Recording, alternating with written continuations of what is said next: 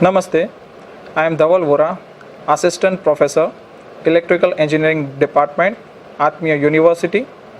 Today we are going to learn basic elements of DC circuits and KVL and KCL, that is Kirchhoff's voltage law and Kirchhoff's current law. So let us start. So very first is resistance. Okay. Resistance is a property of material which opposes the flow of current. So now value of resistance of a conductor obviously depends upon what factors. So very first is it is proportional to the length of the conductor. Second one, it is inversely proportional to the area of cross section of conductor. Third one, it depends upon the nature of material, and the last one, it depends upon the temperature of conductor. So from that the equation of resistance can be derived, that is R is equal to L rho upon A, where L is the length of conductor, A is the cross sectional area of conductor, and rho is resistivity. What is resistivity?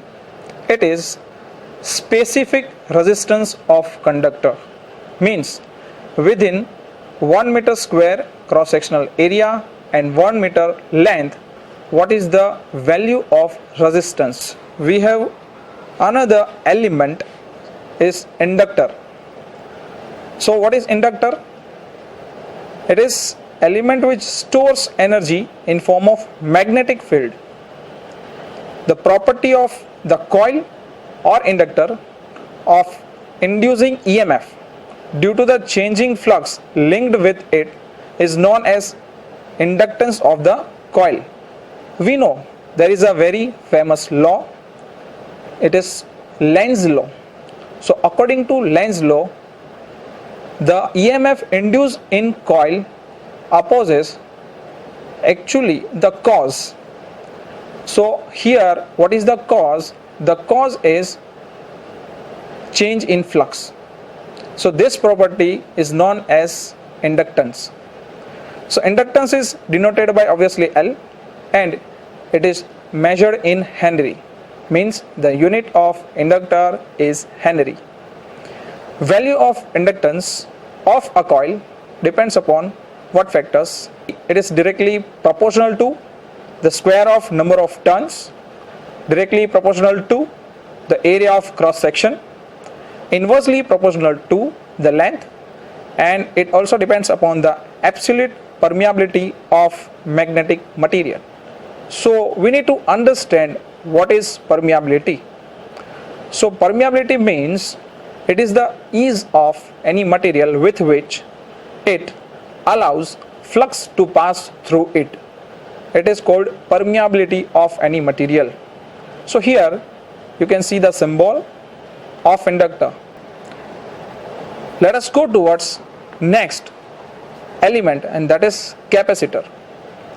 So capacitor is an element which stores energy in form of charge, or you can say electrostatic field. So capacitance is the capacity of capacitor to store electric charge. It is denoted by obviously C and measured in farad, means the unit is farad. Now value of capacitance is directly proportional to the area of plate, inversely proportional to the distance between two plates, and depends on absolute permittivity of medium between the plates. You can see the symbol of capacitor over here. So these are the basic elements, or we can say these are the basic building blocks of electric circuit. Let us go towards the laws of Kirchhoff. So here the first law, which is called Kirchhoff's first law, the current law. In short, it is called KCL. So what does it mean? The algebraic sum of all the currents entering and leaving a node must be equal to 0. Means I exiting plus I entering is equal to 0. This idea by Kirchhoff is commonly known as conservation of charge. So here in the figure we can see I1, I2, I3, I4 and I5. So if I look towards the directions of all the currents, then I1 and I2 and I3, all the currents have incoming directions, while I4 and I5 have outgoing directions. So here the three currents entering the node I1, I2, I3 are all positive in value. So we are going to consider them as positive, okay, and the two currents leaving the node I4 and I5 are negative in value. So we are going to consider them as negative. Then this means we can also rewrite the equation as what? I1 plus I2 plus I3 minus I4 minus I5 is equal to 0. So here we can also consider I1, I2 and I3 as negative currents, but in that case we have to consider I4 and I5 as positive. So ultimately equation becomes I1 plus I2 plus I3 is equal to I4 plus I5. Means the sum of incoming currents is equal to sum of outgoing currents. Now let us go towards the next law, which is Kirchhoff's second law. It is called Kirchhoff's voltage law, or in short it is called KVL. In any closed loop network, the sum of all the voltage sources around the loop is equal to the sum of all the voltage drops within the same loop. So ultimately the algebraic sum of voltage sources plus the algebraic sum of voltage drops within a loop should be 0.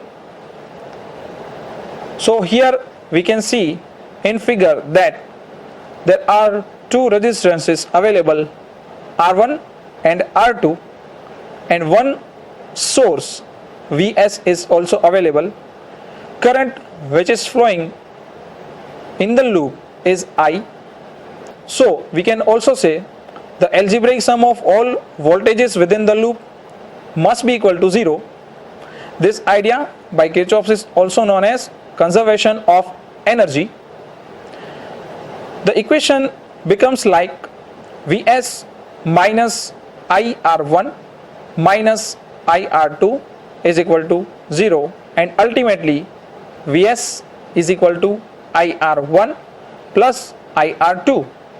Now how we can write these equations?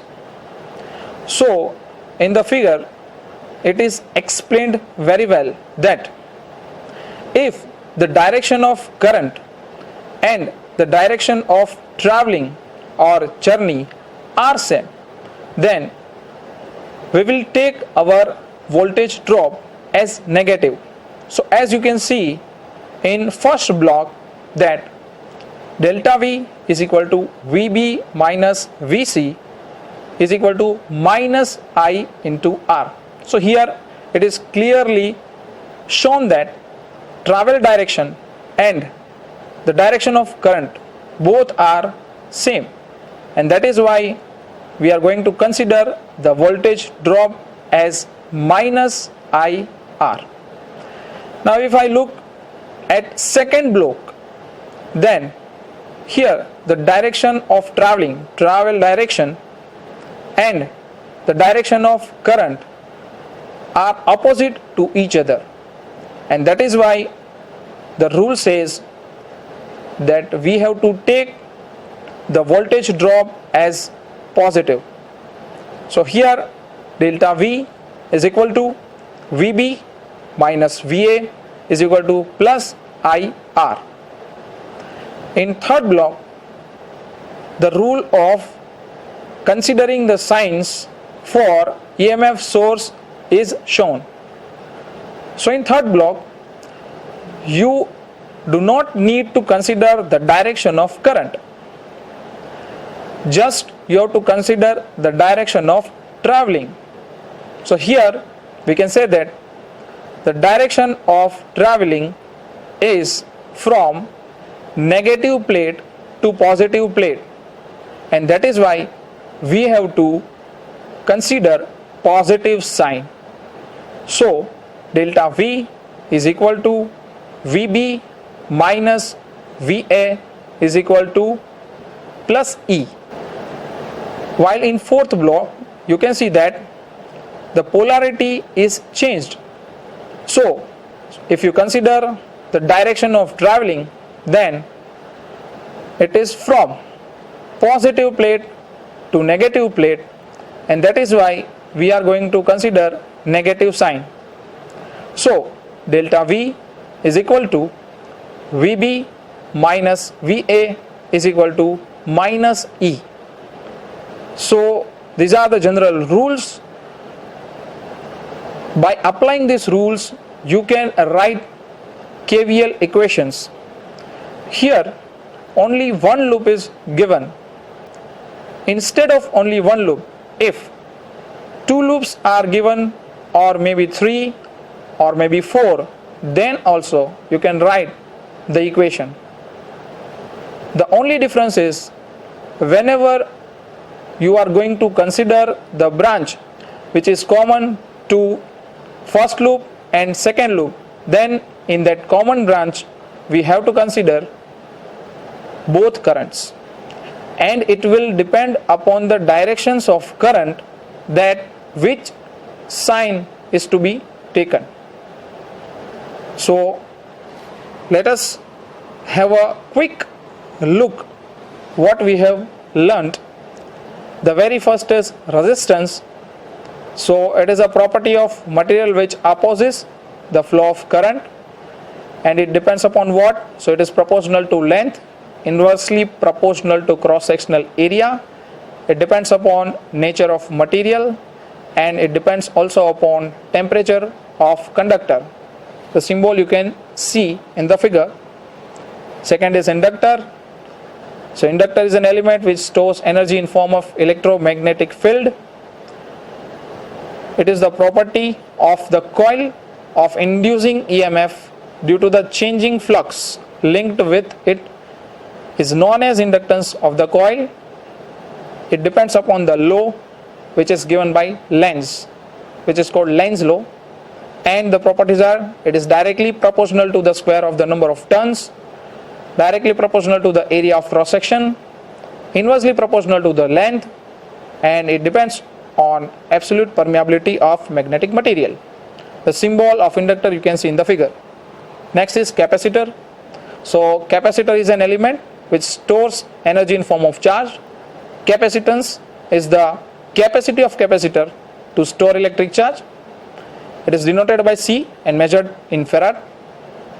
Value of capacitance is directly proportional to the area of plate, inversely proportional to the distance between two plates, depends on absolute permittivity of material between the plates, and symbol you can see in the figure.